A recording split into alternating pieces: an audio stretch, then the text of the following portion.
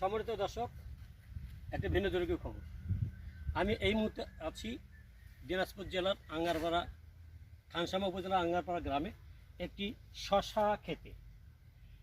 আমি এই শশা খেতে এসে শশা দেখিয়ে শশা খাওয়ার লোভ সামলাতে পারছি না। প্রিয় দর্শক, এখানে এই শত শতক জমিতে একজন কৃষক শশা লাগিয়েছে এবং ঈদ উল ফিতরেও কিছু সে শশা তুলতে পেরেছে বলে আমাকে জানান। আমি শশা সরাসরি তার সাথে কথা বলবো এবং জানতে চেষ্টা করব যে কীভাবে কত লাভ হয়েছে এবং কত বিক্রি হয়েছে। আপনার কী নাম? আব্দুল লতিফ।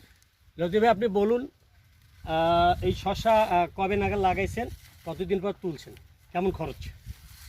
শশা লাগাচ্ছি আমি মাঘের 20 তারিখে, আর ঈদের 3 দিন আগে শুরু করছি বিক্রি। এখন যাব তো খরচ কত? এখন যাব তো মনে করো 2,20,000 টাকা আজ সহ বিক্রি হবে। কেমন খরচ হয়েছে আপনার বিঘা প্রতি?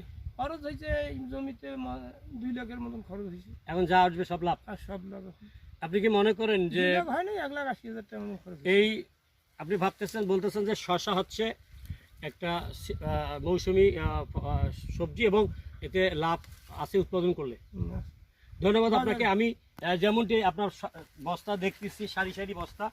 প্রিয় দর্শক, আমি আপনাদের দেখাই।